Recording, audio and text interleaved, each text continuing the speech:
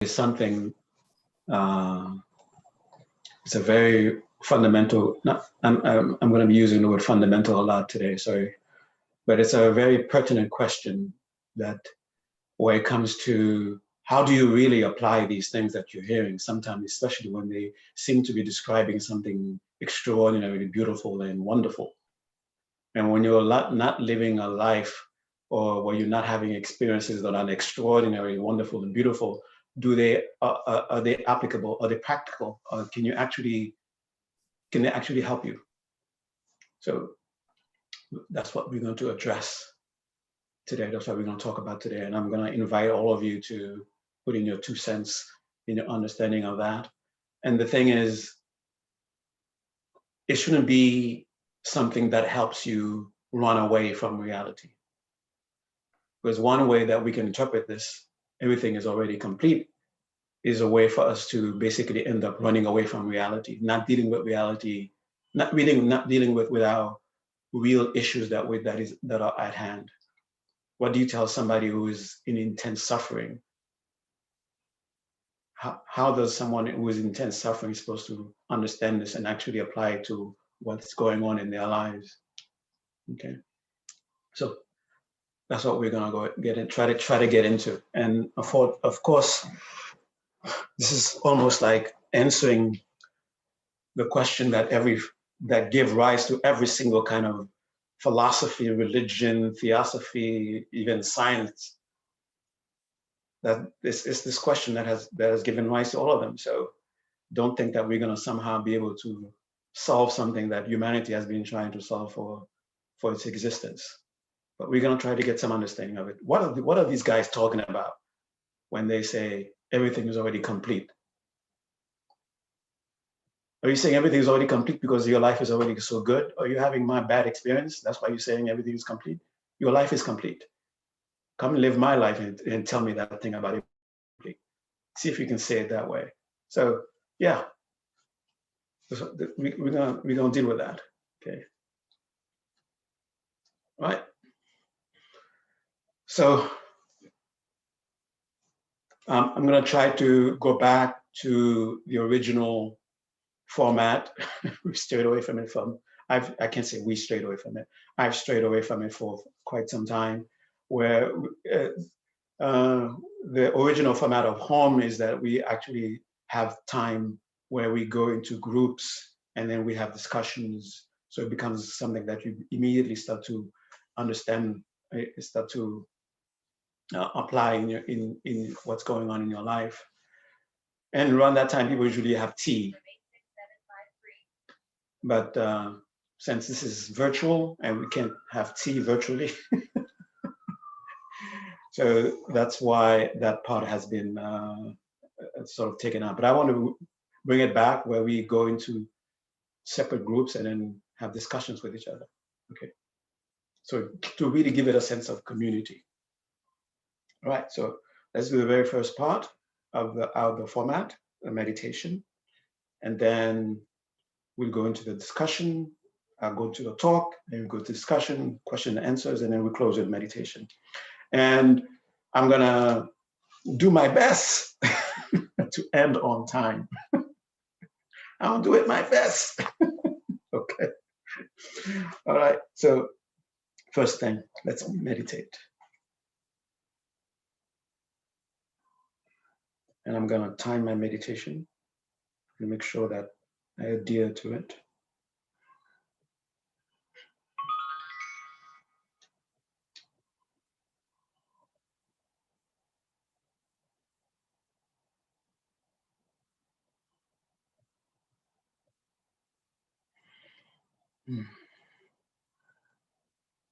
Timer. 15 minutes. Okay, get ready. So just bring into conscious awareness that you are going into meditation, and let that intention sort of sink into your being, into your physical body, into yourself, as you feel in whatever expression that gives you the sense of me, physical, energetic, mental, cognitive, perceptive. Just let that intention go into every single one of those parts of you. And let the part of you that observes would be a witness to how these different parts are responding to this intention, how the body is responding biologically, energetically, how your mind is responding to this intention. And they always understand that they are responding in a way that is cooperative. So they want to fulfill this intention of entering into this space called meditation. So listen to the intelligence that is innate in the body, that intelligence that gives you advice. Oh, you want to meditate? Make sure you adjust the posture this way. And as you are adjusting the posture, how do you know that you are indeed approaching the meditative state? You will get signs arising from the body, signs arising energetically, signs arising mentally, signs that are touching the meditative space. You begin to feel a sense of calming taking place, a sense of momentum entering deeper and deeper into that space, mentally, physically, energetically. And so just sort of let it happen. So you put yourself in that momentum and just allow it to continue. And you will notice when we're not able to go deep into it, is because there's a part of us that is withholding us back, holding us from going there. So when you notice that, now relax that. We will feel it energetically, we will feel it physically, and we will feel it also in the mind.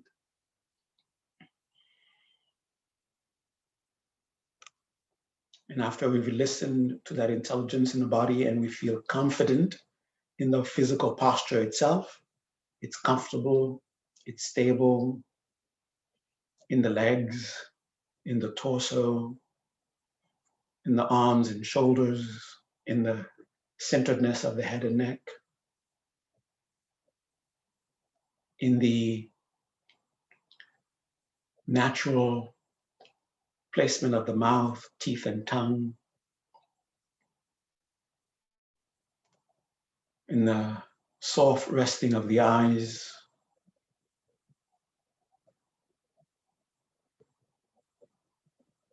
and notice how the breath is participating, beginning to take on the qualities of calming, qualities of pleasantness, distinctive appearances, that's clarity, vividness of these appearances, that's luminosity.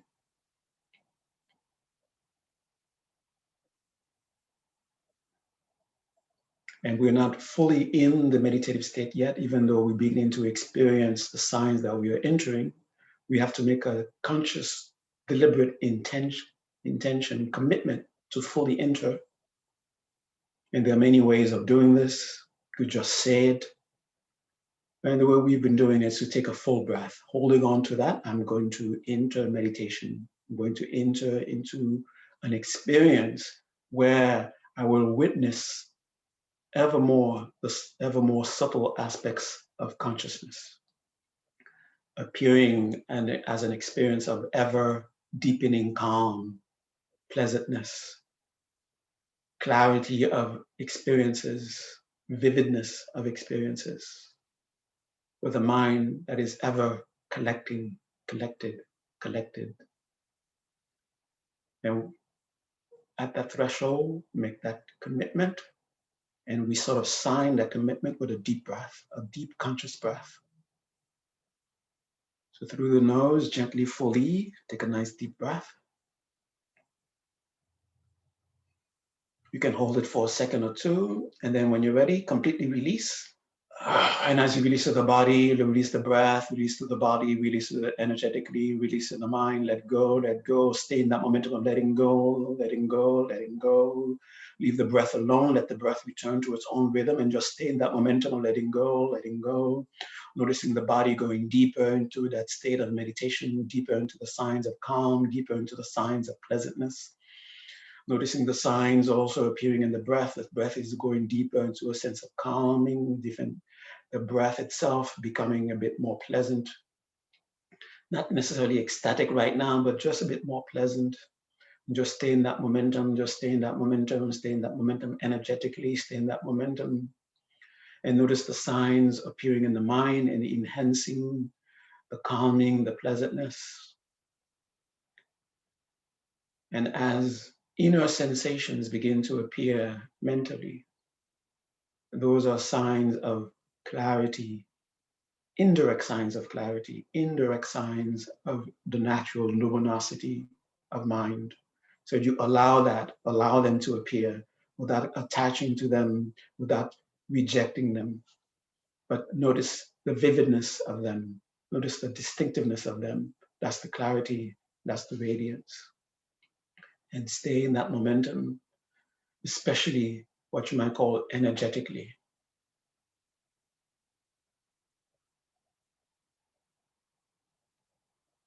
And we are sort of like cruising in that space, and we are going to stabilize this momentum of going ever deeper into this space with 3 full breaths.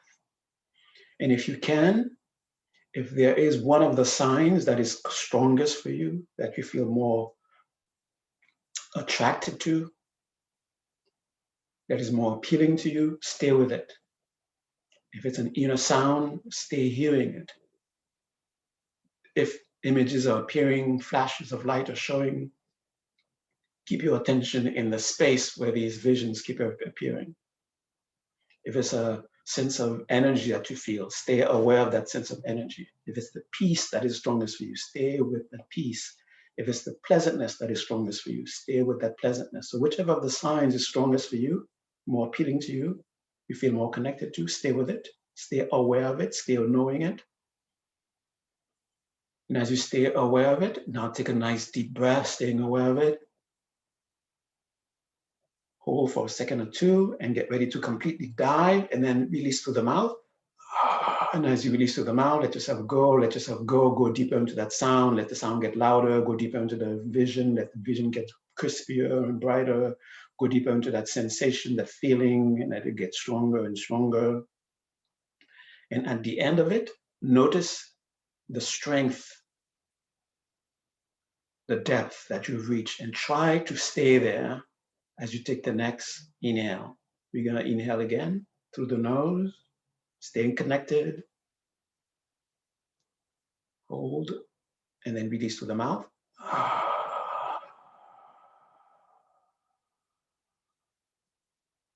And let the breath come back on its own.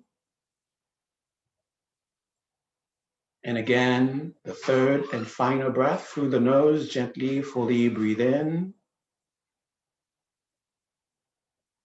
And through the mouth, release.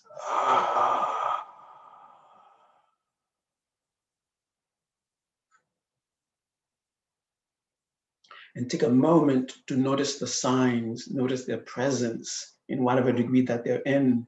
And if you can witness that they're there a bit stronger than the beginning of the meditation, rejoice. Okay? So rejoice in their presence, or rejoice in the fact that they've gained strength, that they've gone deeper, wherever they may be appearing in the body, in the breath, energetically, or in the mind. So that moment of rejoicing. Rejoice.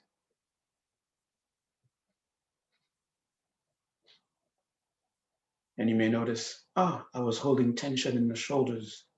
Rejoice that you are aware of that. Release, let go.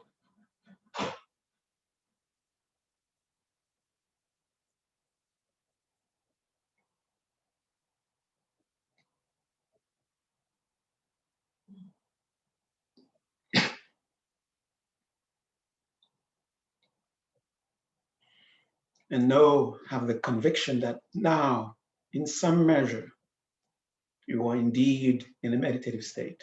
You are now abiding in a more subtle, therefore more powerful level of consciousness, of awareness. More powerful in a sense of it's a means for meaningful transformation. And deeper you go into it, the more powerful, the more immediate the transformation.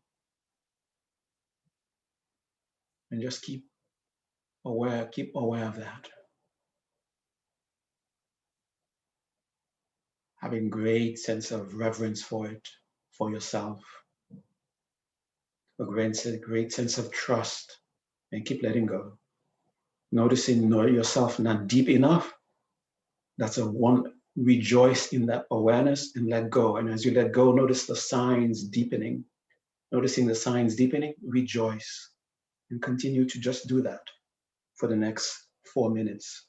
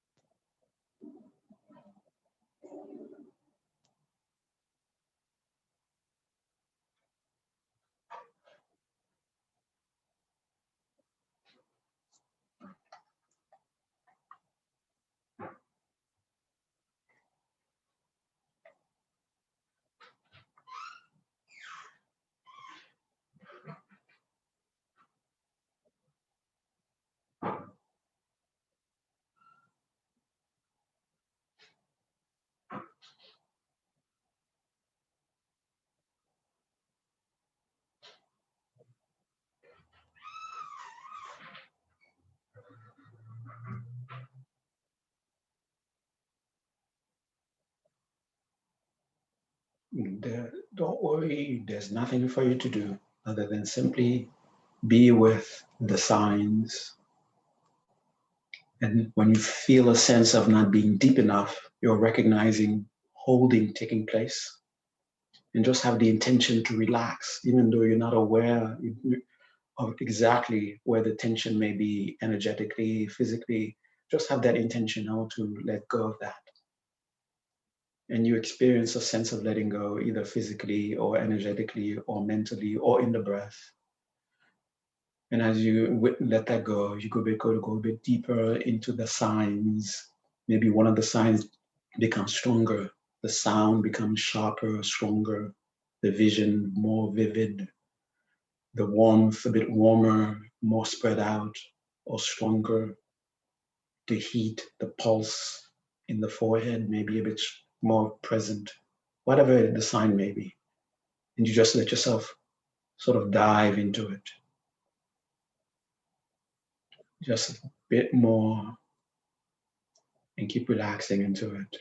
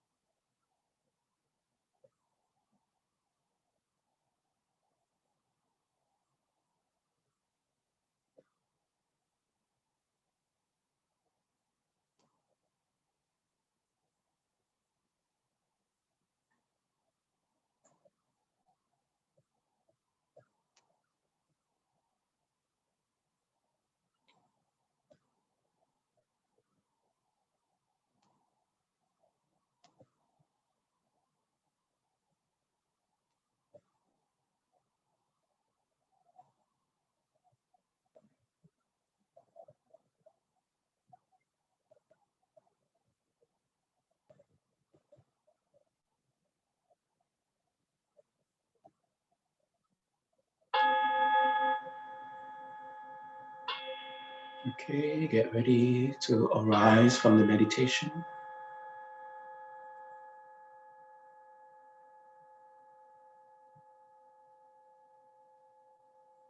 Having the conviction that you are indeed in a meditative space, rejoice. And get ready with the intention to arise Take a nice deep breath in through the nose, feel it, hear it. And through the mouth, breathe out. Hear it, feel it. And deliberately, consciously, reconnect with your immediate surroundings. Again, be aware of your surroundings with the sense of touch, the temperature, feel of the clothing, the sounds outside of you. And gently let your eyes take in light, noticing colors, noticing shapes, noticing lights and shadows. Okay. All right. So I'm gonna try to not to speak too much, but to speak enough so that we'll have at least 10 minutes breakout so we can have a little breakout. Okay.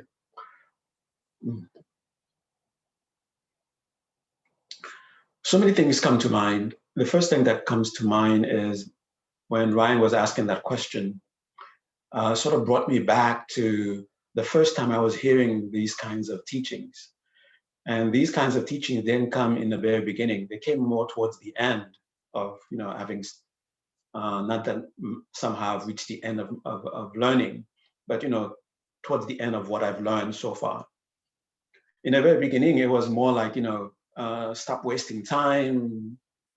Death is death is close, around the corner.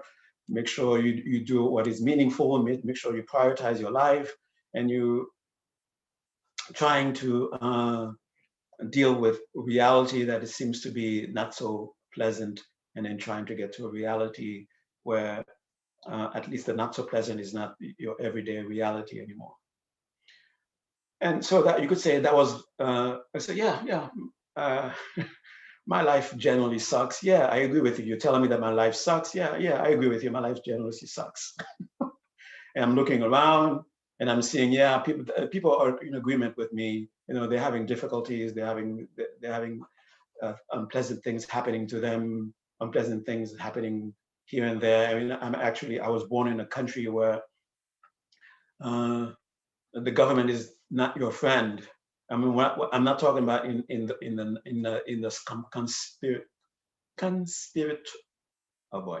conspiracy way that we are hearing it in this country. Oh yeah, okay, maybe to some degree, yes, but not like every citizen. If you're not part of the corruption, you fear for your life. Imagine living in a place that's your reality. Of course, that is something that you don't have to be told that life is tough, because you're living it. And that's not even the worst of it, because there are places where not only you should be afraid of your government or the people who somehow have you find yourself governing you, controlling where you are, that they're actually violently, trying to destroy you. Okay, so there are people on this planet, in this time, not in some fantasy book, right here, right now. That's their life, that's their reality. Okay, and to finally live in a place where these things are not the constant thing is a kind of a privilege, a kind of a rarity. Okay. Right? I mean, there are people who living in this very country where, to some degree, that is their everyday reality. Okay, they're afraid of stepping outside because they've witnessed, they know violence and pain is awaiting them, not just as a theory but as an actuality.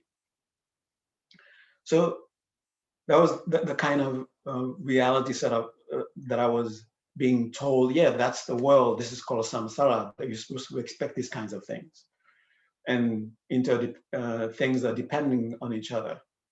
And towards later on, when I was coming upon these teachings, especially the very teaching that has that phrase, everything is already complete. Everything is already complete. I have to say I didn't like it. Because immediately the thing that you tell me living in a place where I'm afraid all the time, that's already complete. That means there's nothing for me to do. I don't have to do anything. That means I'm supposed to just bear this condition of fear all the time. I'm supposed to bear this condition of pain all the time. Is that what you told me? Everything's already complete? Or is everything complete in a sense that where that's too bad for you, just missed it? Everything is already complete. You missed it. The Nirvana boat came by and then you missed it and it left you. That's it. Completion has already been done. All right. So too bad for you. Okay. Is this how I'm supposed to understand this? Everything is already complete. And it don't talk to me about the fabric of reality is some sort of blissful thread. It's not blissful threads. Okay, because that is not the reality that I'm experiencing. Now, the reason this was my reaction to these kinds of teachings was because when I'm hearing the teachings, of course, I'm hearing the teaching with the intention of this will help me deal with my experience. This will help me deal with the reality that I'm living. I'm approaching the teaching because I am searching within you for something to help me deal with my reality. In the same way, I have a headache, I go to the medicine cabinet and I'm looking for something to help me deal with this headache. So there's something happening existentially, something is happening in my life, and I'm looking for something to help me deal with the life that I'm living. Okay. And I think the reason that we find certain things difficult is because we sort of approach them with the same sort of expectation. I have a headache, I go to the medicine cabinet, I look for something that's going to help me deal with the headache. I take it, and then I'm waiting for the thing to take the headache away. I've done what I'm supposed to do already. I've taken refuge, and now this thing that I've taken refuge in better take the headache away. I'm waiting for it. If the headache is still persistent, then that thing doesn't work. That thing doesn't take care of headaches. And I'm looking for something else. And I think this kind of expectations, when we hear teachings, somehow it's supposed to provide us with some immediate relief from something that we're experiencing, is we're missing the point of what the teaching is about to some degree. Okay. And I was participating in something where someone was describing just being mindful. And one of the things that you can be mindful of, you're mindful of feelings that arise. And some of these feelings that arise are not pleasant. Of course, the immediate impulse, the immediate sort of instinct when you're having an unpleasant experience is that your mind, you are directed towards something that will help remove the unpleasantness. And then you're hearing about mindfulness and you're thinking, oh, this will help me deal with my unpleasantness. And now you're sitting down and you're being mindful, and there's the unpleasantness. The unpleasantness is there, or maybe attachment or anger or something that is unpleasant that is now sitting in the very center of your awareness. And you're applying mindfulness to it. Oh yeah, I'm aware of it. There it is. It makes me feel this way in my body. It makes me feel this way energetically. Yeah, there's the unpleasantness. Oh yeah, there it is. I'm seeing it. Yeah, that's desire. Oh yeah, that's what it feels like. That's desire, or that's anger, or whatever it is. So the mindfulness wasn't supposed to be mindful of it, and it will take it away for you. That's not the purpose of the mindfulness. The purpose of the mindfulness is, you keep getting yourself into a situation where this thing arises. And the reason that you keep getting into this situation where this thing is arising, because you're not really looking at it. You're not really aware of what it is of what unpleasantness is. If you knew what unpleasantness was really like, you wouldn't get yourself into the situation that keeps allowing for unpleasant things to arise. If you knew what desire, what attachment was, you wouldn't be continuously get into the situation that allows for attachment to keep on arising. Now sit down and look at it. Get to know it. That's what the mindfulness is supposed to be about. The mindfulness wasn't supposed to be, oh, you have you have unpleasantness, you have attachment, apply mindfulness. Believe me, baby, it will take care of it. Yes, just 5 minutes, 10 minutes mindfulness, keep your mind on it, mindfulness, and then boom, desire goes away, and then you're free. Unpleasantness goes away. That's not what mindfulness teaching was supposed to be about. Mindfulness was, you have no idea what attachment is. You have no idea what unpleasantness is. You think what you've done so far is trying to deal with the unpleasantness. No, you've simply been running away from it. You haven't been listening to it. Because if you sat down and be with it, it will tell you, this is unpleasantness. Now I know it. Now I really don't want it. And when you form that in your mind, then you will begin to understand, these are the mechanisms involved that gives rise to this unpleasant experience. And this is what I've engaged in. This is what I have done that gives rise to these unpleasant experiences. So with this sort of attitude or this sort of way of approaching the teaching, that will help us understand what are they referring to. But you have to understand, this is more like an existential kind of thing. This is not like, you have an unpleasant experience, contemplate the fundamental nature of reality is complete. And by contemplating that, somehow you're supposed to no longer have the experience. And what is that?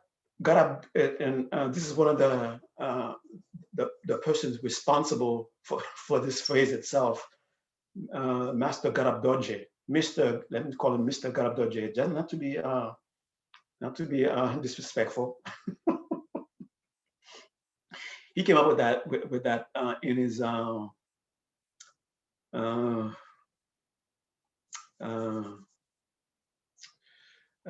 in this.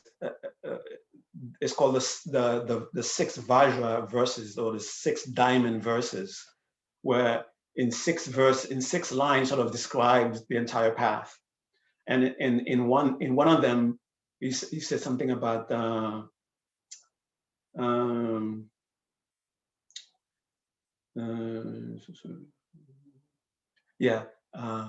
get rid of the disease of making effort. And what is he referring to as effort? Trying to achieve contentment, trying to achieve completeness, trying to achieve bliss. He said, get rid of the disease of trying to make it happen. It's already there. And this is the thing that is of a problem to really try to understand. So is he saying, my headache that I have right now, stop trying to make it not to be a headache anymore? Understand that I am already in a state not having a headache? Because the completeness that it says that's already there in this, for me to translate it to the condition that I'm in at the present moment, is that, hey, the not having headache that you want to experience, it's already there. What am I supposed to do with that when I'm having a headache? Are you making fun of me? Or are you saying that I don't really have a headache, that I'm just making it up?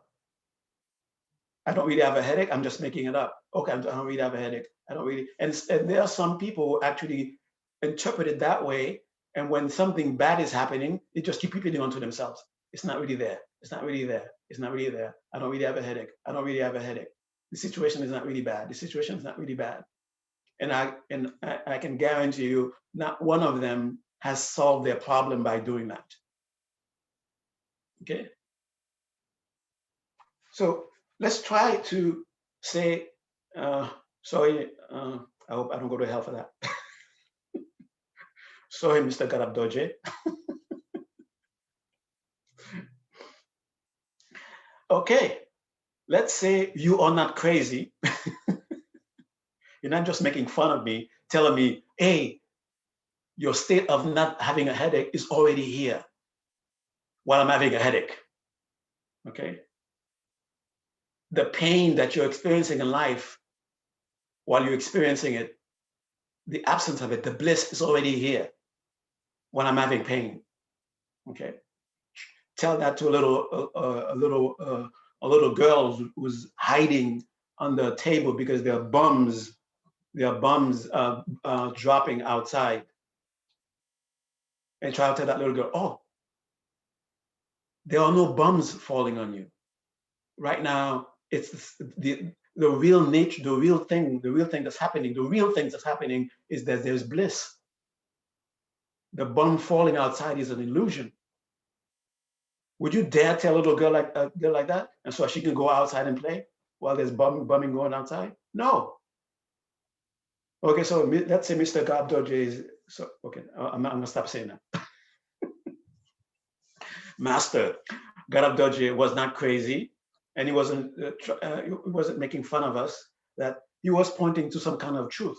So let's try to understand it. So definitely, he wasn't saying, "Oh, you're in pain. Oh, the state of not being in pain is already here," and you're supposed to say, "Oh, okay, it's already here." The person it from that is very painful. Oh, either you're supposed to say there's something wrong with you because the separation is bliss. There's something wrong with you for feeling pain because of the separation. That's what it seems to be saying. And of course, you're gonna think there's something wrong with you because Master Garabdoje, who you're supposed to trust, say bliss is already here. So does that mean I am supposed to feel bliss because I'm separated? This separation is supposed to be blissful, and then somehow something wrong with me, I'm not experiencing the bliss of it? Or somehow there's a bliss in separation, and somehow I'm disconnected from it. Is that what Master Garabdoje is saying? No. So definitely that cannot be what he's saying. Because if that is what he is, if that is what Mr. Garabdoje is saying, then everything it's completely useless. Okay. So how are we to understand this and not completely give up on this body of teachings coming from us, telling us that everything is complete, everything the fundamental nature of thing is bliss. Now the bliss. Now why is it said it's already complete? When someone tells you it's already complete, how are you supposed to understand that? Now, how does it grab you at first hearing it? How does it grab you, right? How does it grab you upon hearing it's already complete? If you are, message is received from Siemens Rutherford. if you were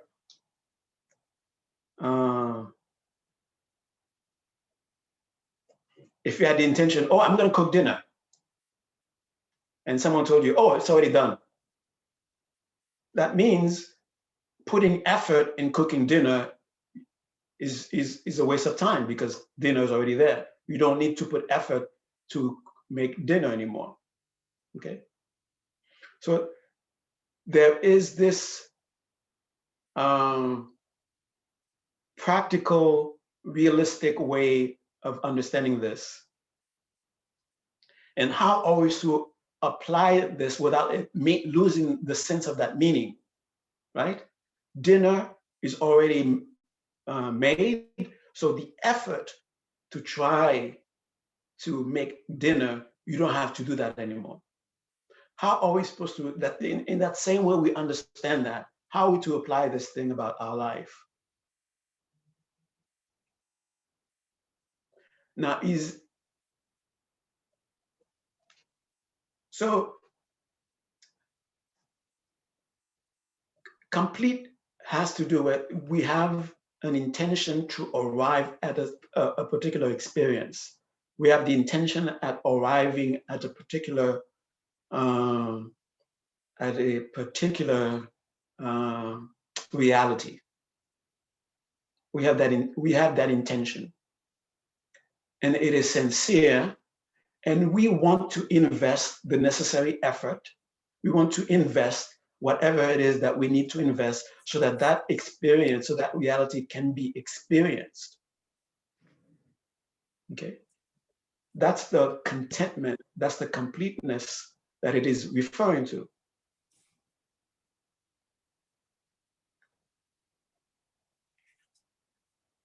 And if we take the example, sorry if it's too crude of an example, dinner is already made, and you want to experience dinner, and if you're not at the table, it's not like you were blindfolded in front of the table and then dinner was in front of you and you couldn't smell it, you couldn't see it, and then then the blindfold was removed and you say, oh, see, dinner's already here. If you're not already at the table, if dinner is already made, what should you do? Your effort in trying to make dinner, you don't have to do that anymore. Now you have to apply effort at finding the dinner that's already made. So some effort, in some sense, has to be made. The effort at making dinner, there's no need for it because it's already made. But now you have to find the dinner. You have to be in front of the dinner to experience it. So take that crude example and let's try to apply it in the existential, like, kind of way that's what Garab Dorje was pointing to. He wasn't just pointing to something is already made, but rather this life compulsion that we feel,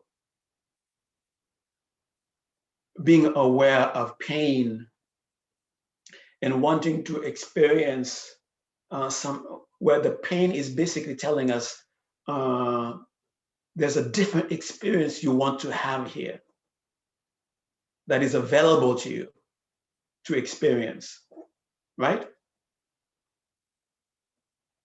And we're not talking about specific painful experiences. We're talking about just the general sense of being able to experience, and I want to make a distinction between pain and suffering. And I would prefer to say suffering instead of pain, okay? So from now on, I'm going to just say suffering and understand I'm making a distinction between suffering and pain. Pain is there to guide, to show, to teach. Suffering is how we are responding to it. You can say suffering is responding to reality in a way that is dysfunctional. You can have pain and not suffer, for example, right? Or we can make something that is not necessarily painful suffering, a suffering experience, right? So that is the decision I want to make between suffering and pain. So we are having experiences in life that are suffering experiences. And just because I made the example that we could also be experiencing something that is not necessarily painful and yet we suffer, doesn't mean that the suffering is not real, okay? I'm not saying suffering isn't real and pain is the real thing. They're all real, but we have to understand now what is it? What is the principle that lets generalize reality, okay? By generalizing reality, instead of going into specific realities, specific experiences, okay? That's the first two verses, by the way, of the 6 verses, the 6 diamond verses where it says, Nato Granji Minikian, Cherche Pani, Mitokian. Okay, so it's, sorry, just to help me remember. So the varieties of experiences, Minikian, are non-dual. And yet the distinctive experiences are beyond comprehension. Okay, so we have complexity, that's the totality of things. And yet when you look at specifics, so you think complexity is made up of, so it seems like I'm diverging, but I'm not diverging, okay? I'm still on the topic, okay? But this is something to sort of explain the point that we need to get to, okay? So reality, I'm talking about reality. What am I meaning when I'm talking about reality in general? I'm talking about the totality of things that we all ascribe to as real, reality, our experience of this is real, okay? I have a body, and there's a sense of my body there's a sense of the body presented to me as a realness, a reality. My mind, there's a way I'm experiencing it that give me a sense of this is realness. There's a relationship that I'm having with someone. That relationship has a sense of realness to it. Okay, it impresses me in such a way that I have no choice but to relate with it, to relate to it, and that's in a sense reality. Okay, so all these things that we put into the term reality, just like we put that one term reality to them, there's also what you might call another common characteristics of all of them. Okay, there's a common characteristic of all of them, and that is this common characteristic that they all share. That's what Garabdoji was trying to point to by saying everything is already complete. Okay, there is this innate wanting to arrive at a place where our experiences give us a sense of satisfaction. There's this innate wanting where we want to arrive at an experience of reality where there is this sense, simultaneously a sense of, I'm content. Let us not try to pinpoint exactly what is the detail of that makes it complete, what is the detail of that makes it content, but rather we want to generally arrive at experiencing reality in such a way where there is contentment. Okay, there is this innate wanting for that.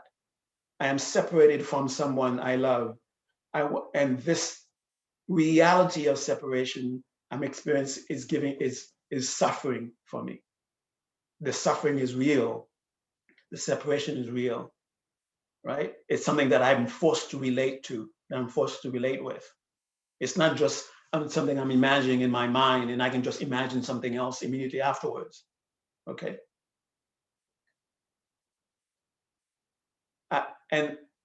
What I'm wanting at this moment is not to experience the suffering of separation.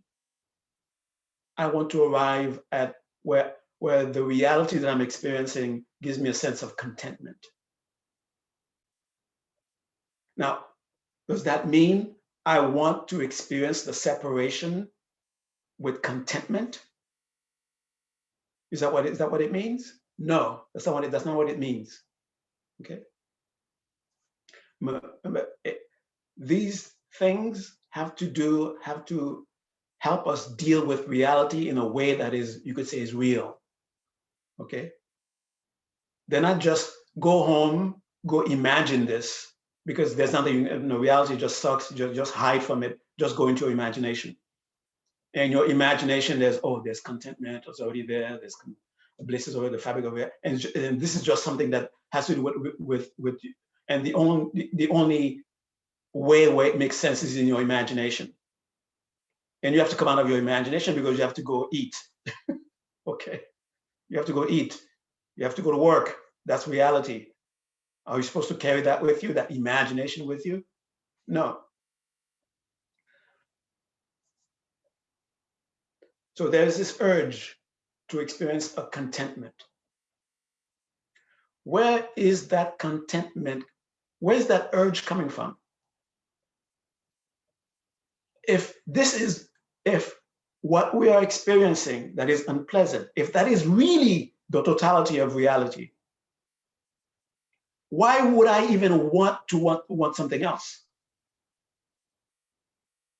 I'm wanting something else is because deep inside there is an understanding that this can't be all of it. Okay? And somehow, because it is annoying, it keeps nagging at you. That's not all of it. That's not all of it. And how is it appearing to you? That's not all of it. That's nagging. That's not all of it. You still want contentment. We still have not arrived at contentment yet, and we want it. That means there's a deep part of us that recognizes that this is not all there is to it. And what I'm experiencing, this is not something that I'm doomed to experience for eternity. Because if indeed there was a conclusion, I'm talking about an absolute conclusion in our mind that this is it, that's reality and there's nothing you can do about it, there wouldn't be a need to have a different experience of it. This very need to have a different experience is pointing to something. And usually when we want something, we make effort at creating it. We make effort at creating it. So this contentment that we are seeking to arrive, that we're seeking to experience, what we are told, the reason that we are seeking to experience it is what we are actually seeking to experience is we are seeking to go back to something fundamental. And the reason that we are seeking to experience it is because we left it. We left the state of natural contentment. Don't ask me when it happened. The thing is, the experience that we have right here, right now, I don't have contentment. I find myself wanting it. I want to experience something that where at the end of it, I say, now I am content. I can't deny that this is my reality. I can't deny I have this urge. The very existence of the urge is pointing to the fact that there's something deep inside of you. You know there's something not here that is supposed to be here. When it is here, I will be content. And the reason that I want a change in what I'm experiencing is because I understand that I'm witnessing that it can change. And usually the way we go about arriving at a change is to engage in some sort of effort. We make it happen. Now, this contentment that we are seeking, that we have an urge to experience, when the verse says, get rid of the disease of making effort, is telling you this is not something that you create. This is something that is already there.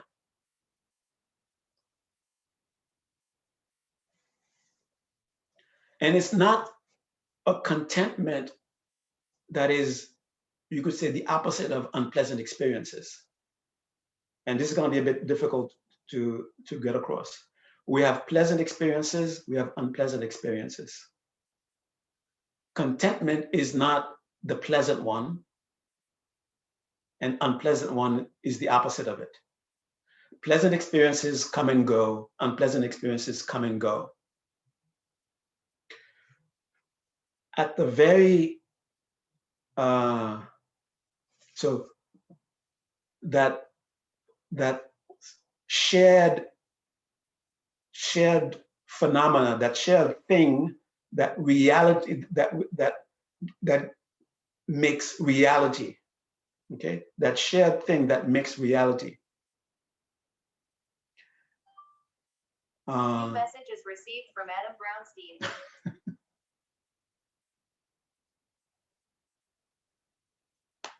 Sorry about that.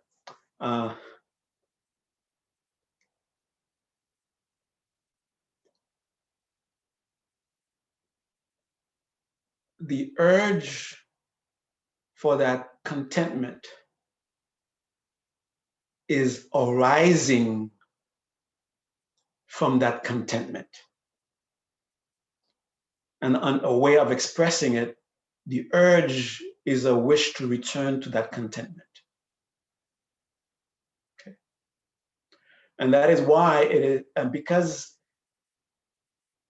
it is arising from the contentment in a sense of the very reason I want that contentment is because somewhere deep within me, there is a knowing of it. It's like you feel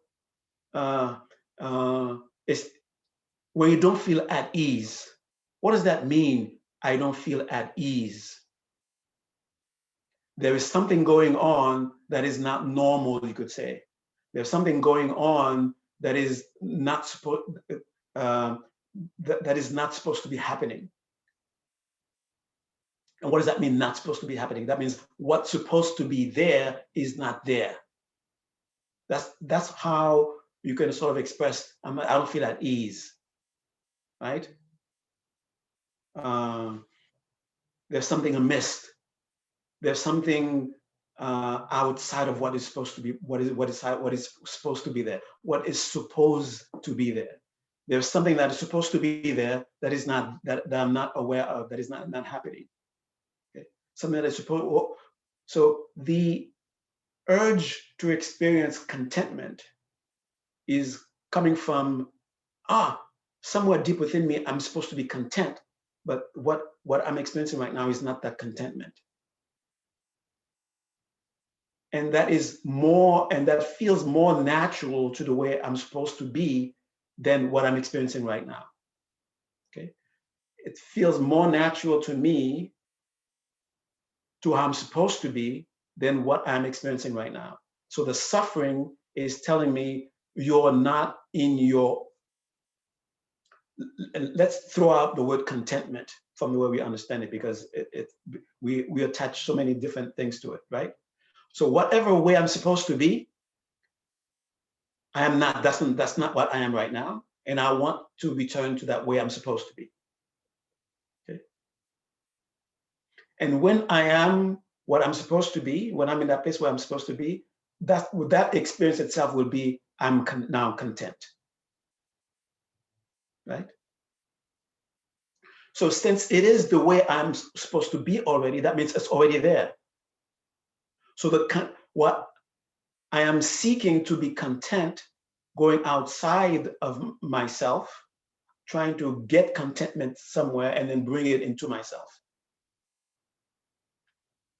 Since the contentment, the way I am, is already here, how am I going to find the way I already am outside of myself? How is it possible that the way I'm supposed to be is supposed to be found outside of me?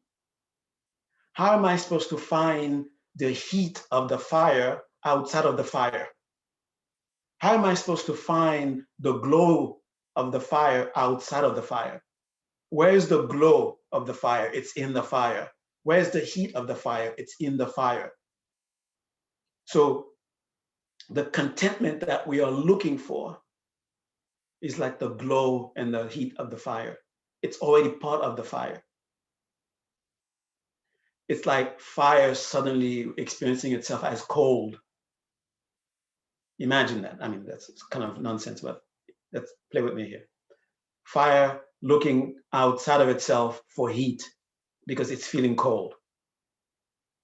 Fire looking for brightness outside of itself because it's experiencing some kind of a lack of brightness. Sorry, the word escaped me, the opposite of brightness. Okay. So you could say the reason that fire, and I have to use that example, the reason, and just use that for yourself. The reason that fire is wanting to experience heat is because something is telling it, hey, you're supposed to be heat, and you're not feeling it right now. And the reason that fire is not experiencing the heat is because the fire somehow went too far away from itself. And because it went too far away from itself, what does it mean it went too far away from itself? Identified itself with various experiences instead of identifying itself with fire. Because of fire, because of the heat, because of the luminosity of fire, things can appear to it. And because of these things appearing to it, it gets caught up in those things that are appearing to it. It throws its identity into those things that are appearing to it. Now that it's identifying with those things that are appearing to it, saying, this is me, that is absolutely wrong. Those things that are appearing to it are not the fire. And because it's trying to make itself the lamp, not the lamp, it's trying to make itself the table, it's trying to make itself the table, and it is not the table. Some part of it is telling, hey, you're not table. Man, you're so far away from who you are, I can't tell you exactly who you are, but you're not table. And fire is looking for some sort of warmth, some sort of heat. It feels the need for heat, feels the need for brightness. And because it is so caught up outside, it's looking outside. Okay, where is it? Where's the heat? Where's heat? Where's heat? The reason that it's looking for it, it wants heat. The reason that it feels it needs to have heat is because its heat is its nature and it's away from it. The reason that we want bliss is because bliss is our nature, and then we're identifying with the things outside and telling us that we are already bliss is not saying that the experience that you're having right now is not painful, there's something wrong with you. Yes, that is the table, and you're not the table. Fire. Yes, that is a painful experience, but that is not you. That's why you don't want it. That's why you want to go away from it. The very not wanting to stay where you are is the very indication that this is not you. Because if it was you, that's it. What needs to want anything? If a very let me see, we're gonna have time for the, yeah, we're gonna have time, okay. Something that came from the sutra where the Buddha said, if pain was really who you are, you would not want anything other than pain. We say, oh, this is who I am. It's like,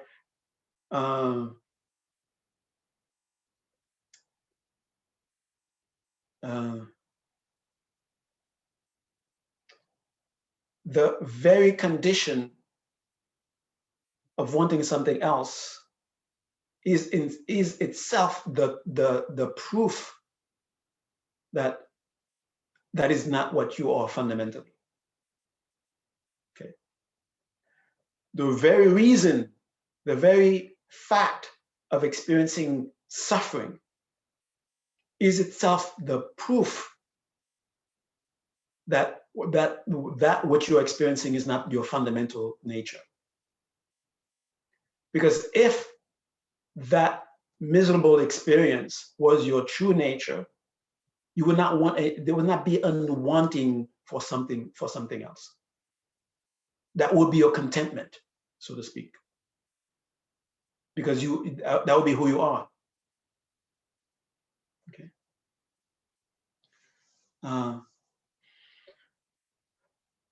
And there's a level where you are understanding reality. There's a level of understanding reality where things sort of start to mix. I'm talking about a level of fundamental understanding. There's a level of fundamental understanding where a lot of things seems to mix, even that they seem to be separate before. Like, you are not the table, but I don't know who I am yet. So you're sort of left in a blank. So a blank seems to be more real to your nature than the table, which is appearing for you. Okay. The reason you could say the word emptiness was thrown out to sort of describe what is our fundamental nature, because at the core of who we are, it is not any one thing. Okay. And since we are having multiple experiences, even in this very life, we're having multiple experiences. That means who we are fundamentally, this is what is being our experience is pointing to us. This is not something that you have to read a book to find out. This is the actual experience. I am having multiple experiences. You cannot deny that. So what is it about me that is capable of having multiple experiences? So that very capacity of having multiple experiences being the nature is not a thing, because if it was a thing, that would be your experience, right? If you are only fire, then that would be your true nature. That would be who you are. Whatever you come in contact with, you will burn, because that's your nature. Even if you're pretending not to be fire, since that's your real fire, that's your real nature, that's what you will do. You will burn. Okay. So in the same way, since we are having so many different experiences, and not any one of those things can we say, oh, that's the me, because if it was the me, that would be the thing that is always there. Okay. We cannot find something that is always there, except perhaps awareness, perhaps, but sometimes we get unconscious. So even that is not so fundamental. But whatever it is that allows for these multiple experiences, we can say I must be pure potential then. I am the potential to have multiple experiences. And try to tell me exactly what is that thing that potential supposed to be is missing the point. It's a kind of a complete freedom. So one way of pointing to that is to say empty. That is empty, meaning you're not any of those things that you're experiencing in the core, but rather you are that which is capable of having multiple experiences. And aware, in the more positive way of saying it, you are open. You are pure openness. Okay, that's who you are. You are pure openness. And all these things that you are experiencing, they are real. And the reason that you are able to have them is because you are capable of having them. Now, what determines whether I have this experience or that experience? Is it just, the winds come and then it blows certain things at me, and I'm supposed, since I'm open, then that's my experience. That's my experience. That's what my identity is sort of flirting with. Or is it more of there's more agency to it?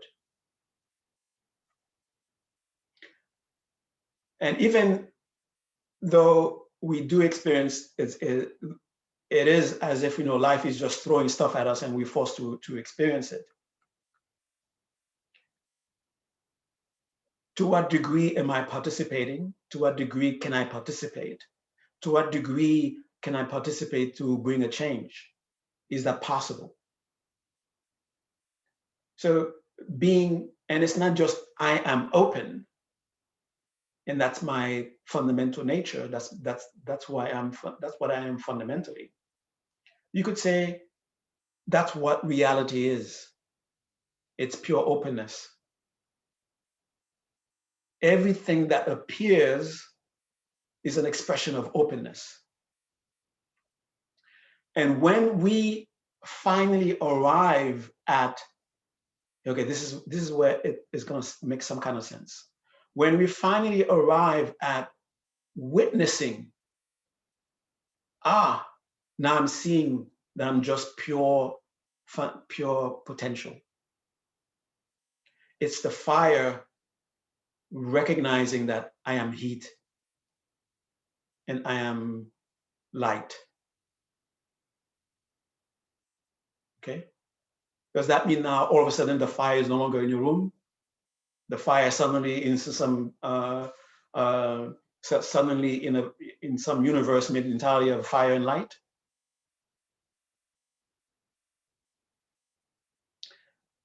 So when you have a direct knowing, my fundamental nature is this openness. It is this pure openness, pure potential. Okay, that's what my fundamental nature is. When we arrive at that, then we will arrive at contentment.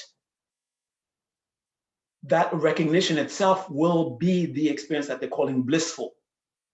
It's not that in the pure potential, there's a bliss waiting for us to come taste it. It is finally arriving at a state of being where we are indirectly recognizing this is who I am fundamentally. And what is it that I am fundamentally? I am pure potential to have the worst experiences and the best experiences. I am not the best experiences. I am not the worst experiences. I'm the potential to have them. And there is some agency that I can begin to contact with that directs me to have these experiences.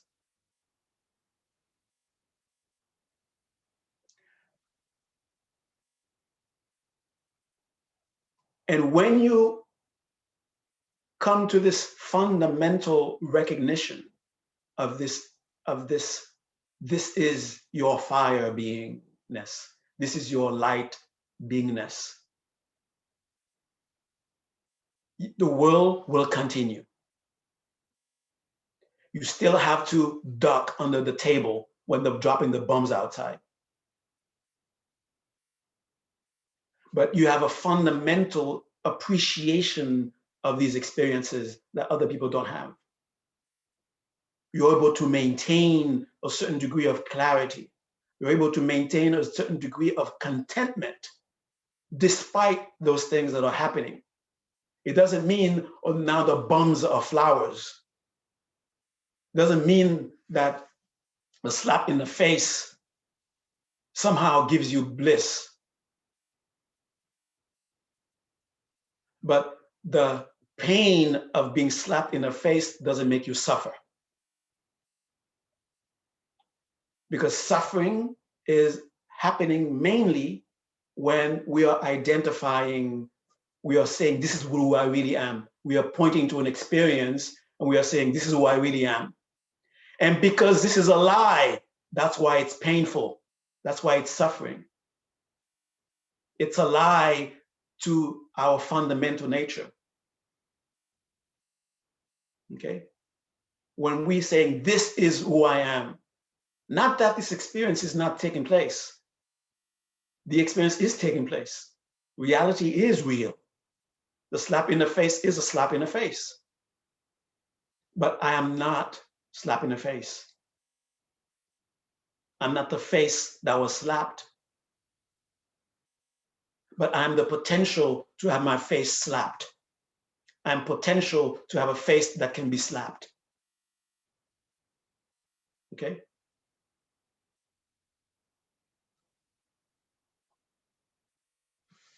All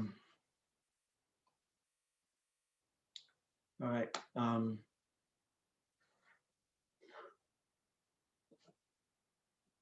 Just remember,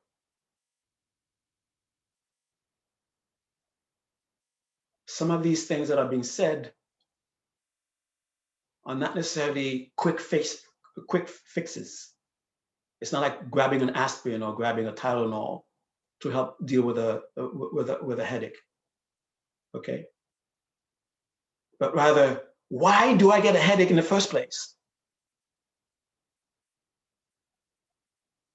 Okay? What is it about this that makes it headache havable? Okay? And when you see the stream of your being as just pure potential, because of just being pure potential, is having different experiences. And when you see the tendency to identify that is, this is me, this is really me, nothing else but me, these experiences that are appearing, we will recognize that's where suffering is coming from.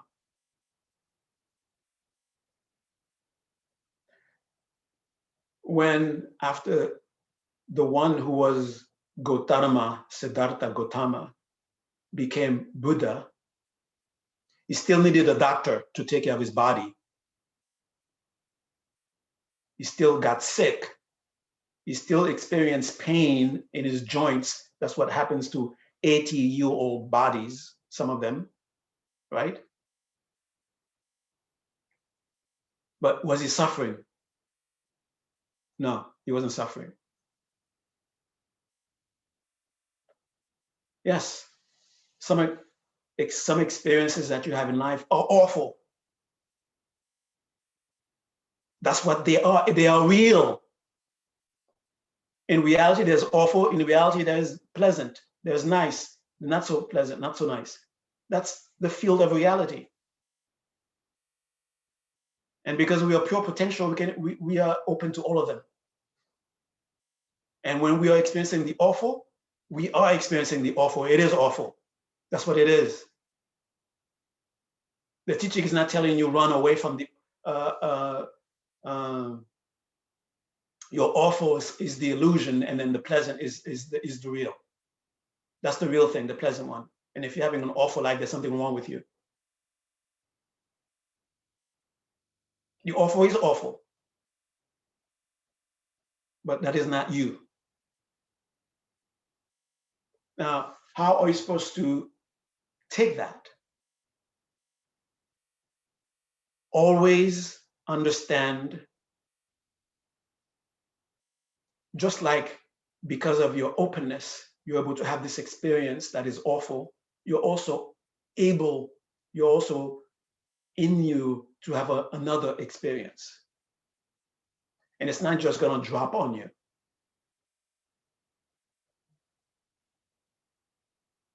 Okay.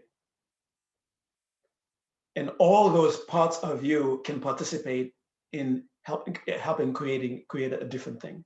You could do very strong internal subjective things and change the experience. You can do external things and change the experience, but stay with the understanding. The things you're doing internally, the things you're doing externally, they're not you. Okay. And there is not one of those things that you can point to and say, oh, that's the me.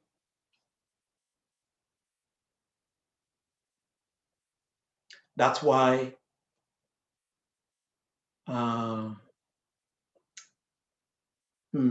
in a way of understanding the word heaven, even heaven is suffering.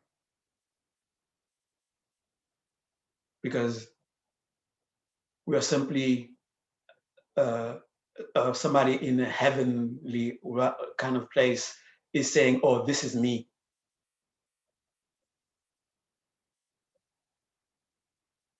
This is just an expression of the fundamental, which is pure openness.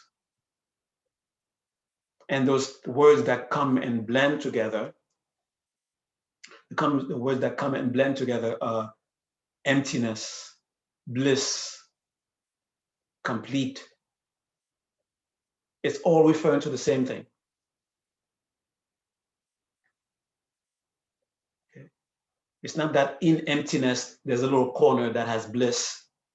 And when you get to emptiness, then you will get to it. Emptiness itself is bliss. Openness itself is bliss. Pure potential itself is bliss.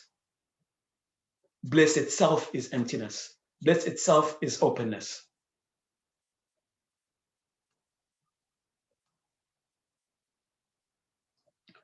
So whatever experiences that you're having,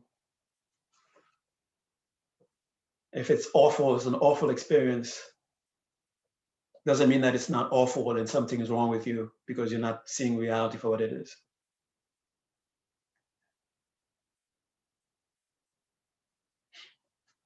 Just like I have this urge to be content. It's becoming from an arising from a recognition of this is not what it's supposed to be. So this awful situation is telling you this is not how it's supposed to be. So exactly how it's supposed to be, maybe you don't know. Maybe I don't know. Maybe you will not know, but at least one thing you know, this is not how it's supposed to be. And maybe all you have to do is just shift your perception. Maybe that's what you need to do. I'm not saying that, I'm not one of those people who advocate just shift your perception and then somehow you find yourself living in heaven. Okay. But I'm saying maybe that's one of the components that you may have to move. Okay. So be open. All right. We have a little time for heading out. So Maestro, you will, I don't know, well, do we have the possibility of actually creating little rooms for people to go and have a breakout session? So we have, yeah, we have enough of us, right?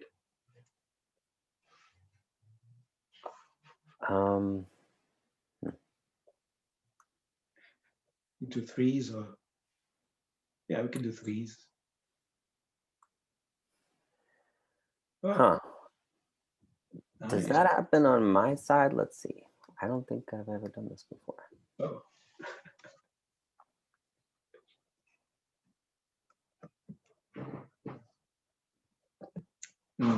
Okay.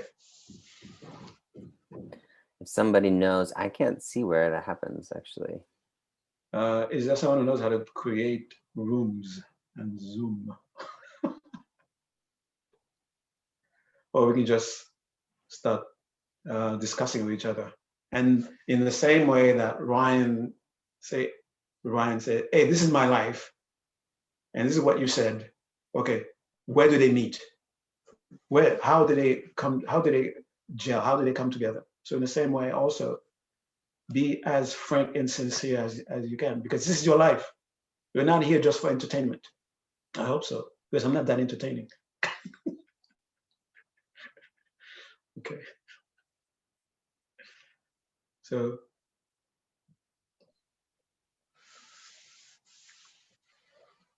how can you, I guess we'll just, okay, you just unmute yourself and then you come and say something if you want to say something. I guess people know how to raise their hand. And for next time, we'll figure out how to do the breakout room thing. Okay. I guess probably something we have to set up all the way in the beginning. Okay. Yeah. Come in. Yeah. Oh, I can share something. I guess what you're saying about pleasant and unpleasant not being the the barometer actually for whether we have this deeper sense of contentment is very helpful, because sometimes I think, oh, like if somebody's happy,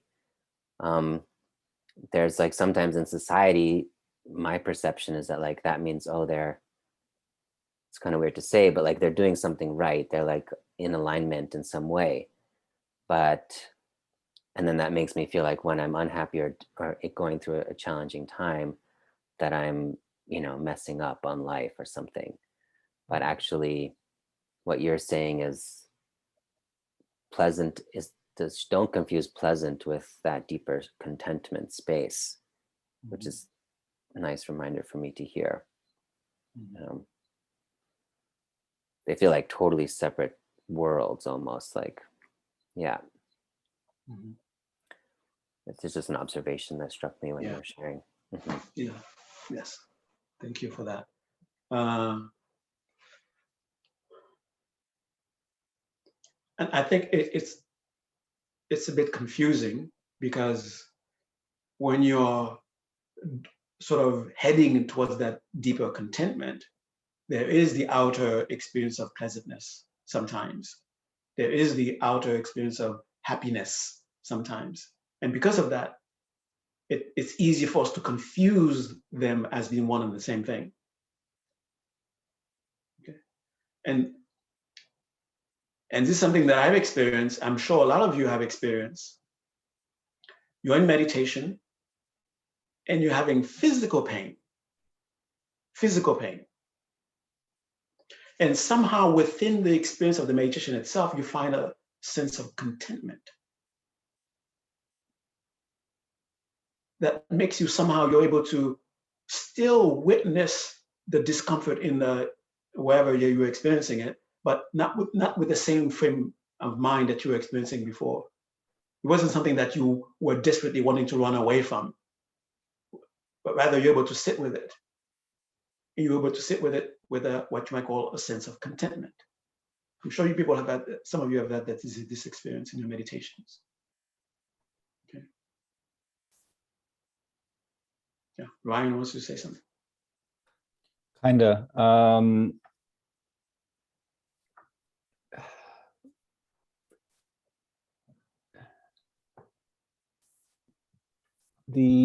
All right, so take the example that you gave. You said a child in a country with bombs falling, and somehow you understand openness or something, and explain how that situation's getting better. Like, how did you said like they still should run for cover, but like how is their situation improved again? Okay. Like all right. Someone kind of interrupted me, but yeah, I didn't get that. Like how did any of this, what you said, help that person's situation? Yeah. You gave that example. Yeah. So the thing is, it's not that the bomb will stop falling, but how we are responding to the bombs falling, that will change. And you can take another kind of an example that is not as extreme as this one, but somewhat also on the level of extreme, where you have someone living in a castle is miserable, and someone living in a shack is completely happy. And what is the difference between those two? Is the state of, if there is how they are relating with what they're experiencing. Is that person in the shack? Yes. Is that person in the castle? Yes. The person is still in the castle. The person is still in the shack. It's not like the person in the shack somehow says, okay, the fundamental nature is whatever. And then all of a sudden he finds himself in a castle. It's not that the person who living in the castle somehow can't be satisfied or can be content, and then all of a sudden find himself living in a shack. Yeah, you're saying like you live in a shack, but it's okay. But I mean, that's the same. No, I'm not saying living in a shack is okay. You're living in a shack, but you're okay with it. No, you're not okay with it. You're not suffering because of it.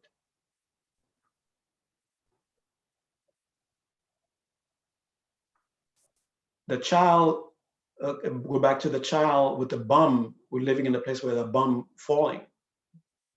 It doesn't mean that the fundamental nature of the thing is such, okay, now the child is okay. Okay, it's okay, I'm okay with it. It doesn't mean that what's happening in the world with all the senseless violence that's taking place, you say, oh, the fundamental nature of thing is contentment. It's okay, let the world continue to be violent. And whatever it is that we are contributing to making that child live in a traumatic environment, we have to stop doing it. Because the child living in a traumatic environment is not just something that came from nowhere. Okay. And I'm not talking about the universe existence is some kind of a solitary experience where we are not contributing to each other's experiences. We are contributing to each other's experiences. How we take it in will determine to us whether we are suffering or not. Should we do something about what's going on? Of course. When you're having wonderful things, be grateful. Be generous. When awful things are happening to you, understand that you're not stuck with these awful things. There are things you can do. And if all you can do is change your perspective, then maybe at least do that. But the thing is, it is not an immediate fix for the actual experiences that the person is going through at the moment, in terms of the bombs falling, living in a shack.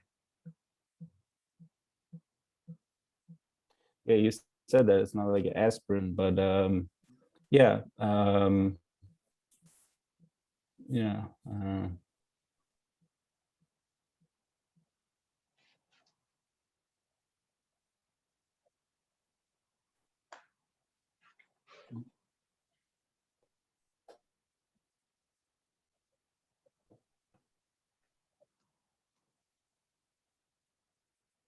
Remember,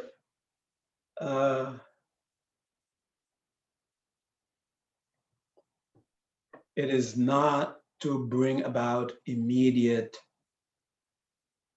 happiness or pleasant experiences, or pleasant experience.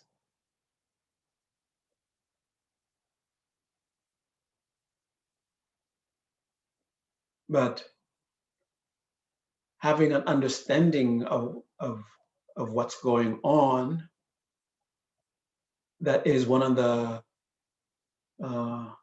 you could say, one of the fundamental principles of helping us bring about a change.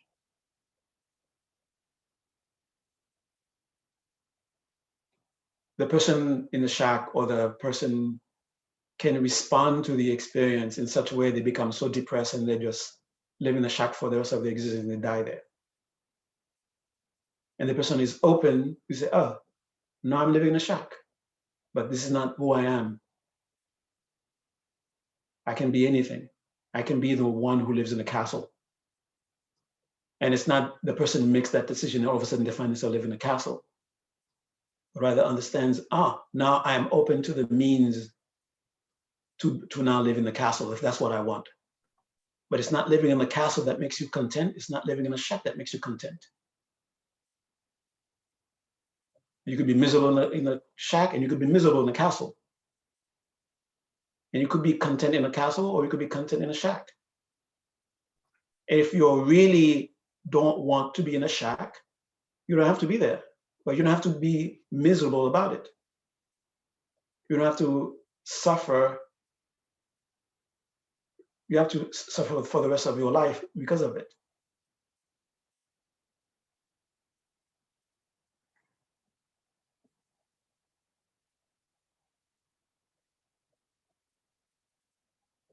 Even at a superficial level, people help themselves out of certain experiences, when I say a superficial level, where sometimes it works. I'm not saying that's the real way of going about it, but going to the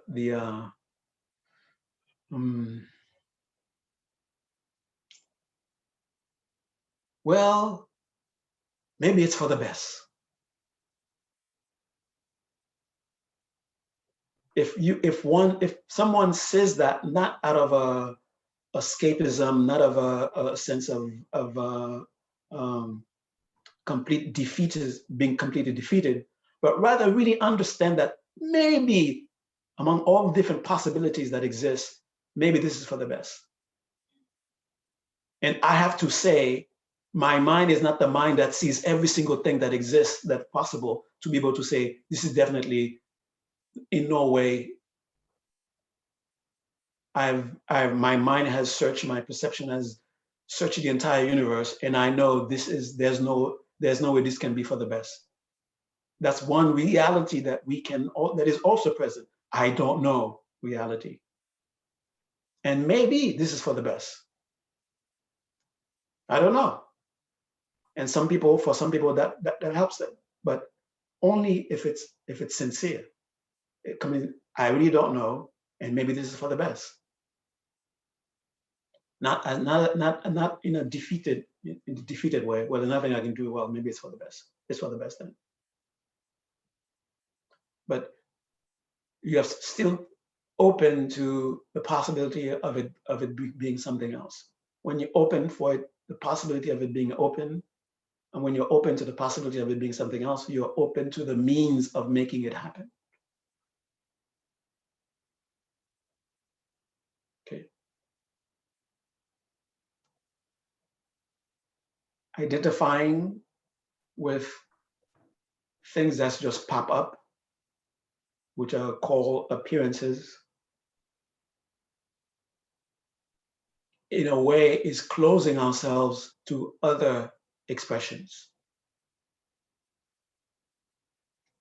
other ways of being, other identities that we can have.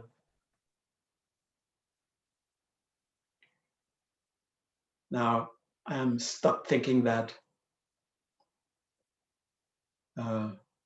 this is it. There's nothing else I can do.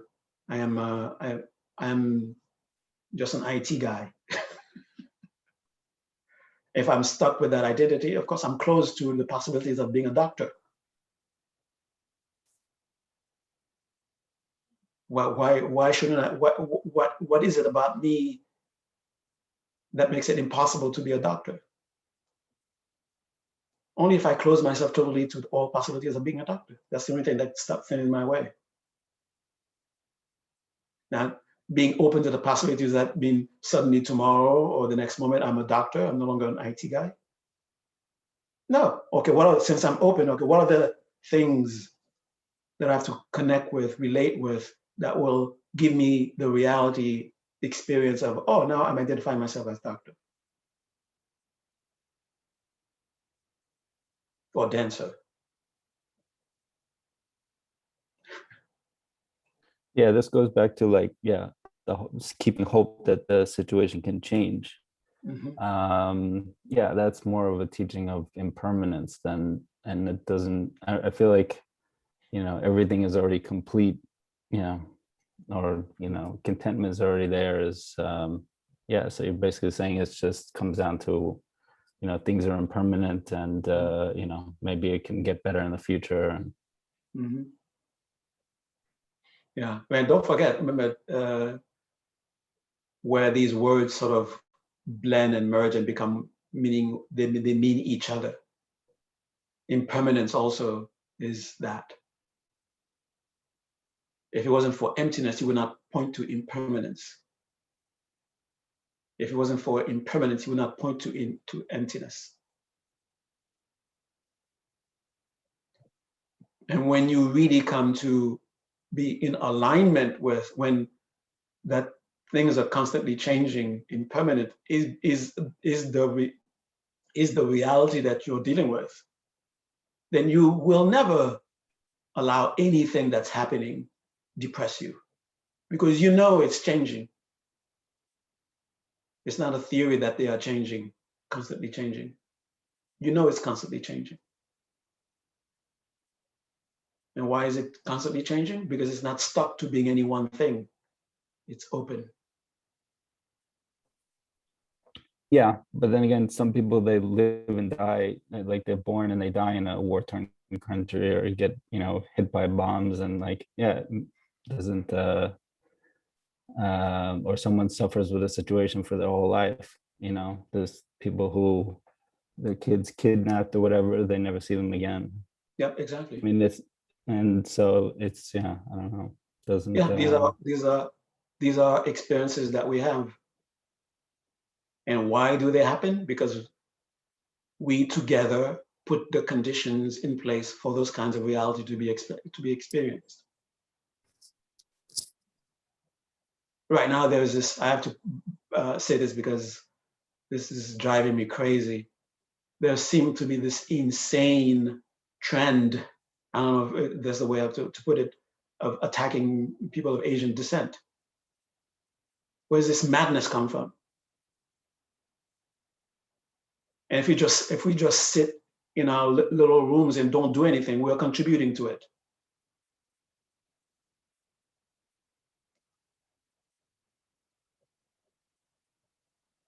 Yes, these things happen. The possibilities of kids being kidnapped exist. Because there's a possibility of kids being kidnapped exists, do not open yourself to that possibility. Or try not to open yourself to that possibility. I'm not talking about something that only one person has to do by themselves. Somehow, I don't know, get a little personal army and then make sure it accompanies your child wherever they go. If you can do that, yeah. But also understand that we contribute, and we can contribute in a way our society as a whole behaves. We are making contributions. We are making contributions when we deliberately stay away from certain things. We are making contribution. When this insane thing is happening and we're not voicing in some way or doing something, then what we are saying is, I'm contributing for this to continue. You have a place where kids are being kidnapped, and we feel, oh, there's nothing I can do, I'm just one person. Then what we are saying is that we are contributing for this to continue.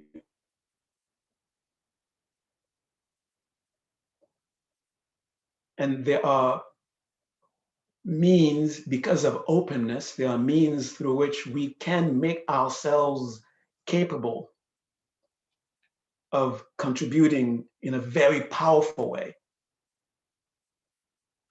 because we are open. Right now, from what I see, I can only do this much. But it doesn't mean this is my identity. I can make it so that I can do this much. Okay, if that's what is needed. Okay. Like you're in love with someone who doesn't love you, and that person loves a particular characteristic. If you're not attached to who you are, then if you really love this person, then take on those characteristics. If you're more attached to who you are than having that love, then you know what's more important to you. Then move on. Find someone who will fall in love with your characteristics. The thing is, we are really open. Okay. And of course, like I said, this is a very fundamental question that humanity has been wrestling with for a very long time, and there was no way we were going to get to the bottom of it. But at least we're helping the next momentum, the next wave of humanity, because we dealt with it at least this much. Okay, and we are moving us. And even though there's all these crazy things happening in the world, there's a momentum. And where's that momentum coming from? It's coming from the very, you could say, nature itself. If you want to go into the biological evolutionary kind of framework, the very nature of things, the very momentum of evolution, because of its fundamental momentum towards preservation, seeing that, or maybe it built within it the principles of compassion, the principles of love, the principles of understanding. These are built within also, if you believe evolution to be the fundamental of all, then since these things exist, then we have to say evolution gave birth to them. And because evolution wants preservation, then you will say eventually, because evolution wants preservation, eventually somehow we have to evolve where we see compassion, understanding as being very fundamental. No longer just, oh, that's nice, but rather, if you want to survive, we have to be compassionate toward each other. Love is not just some poetry, some dessert you have after dinner sometimes. It is the main course. Okay, and we'll end on that. And I did say we'll end on time. Okay, and we have to do a very fast meditation. And if you allow yourself, you can reach enlightenment in this 1 minute. You're open, okay? Okay. So, since we have to close exactly 1 minute, less than that, so we're just going to do a dedication, okay? So take a nice deep breath. And as you breathe out, let yourself go into the experience and the memory of having been in meditation. Let go, let go, let go. As you taste this space of meditation,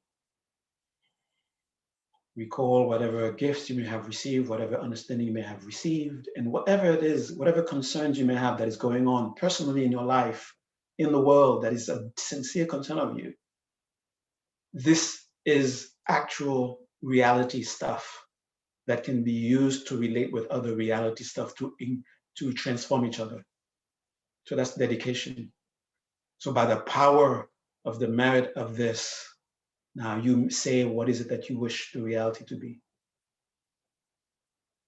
May those who are separated be reunited.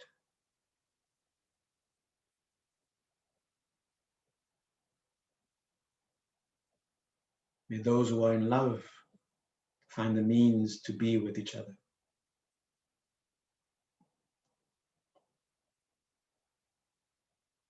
And if you live in a shack, you want to live in a castle, may the means to live in the castle come to you.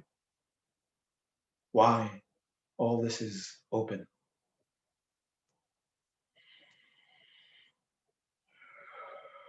Giwa di kyo kun sunam yeshe tsozo shin sunam yeshe lechung tamba kunye to par sho.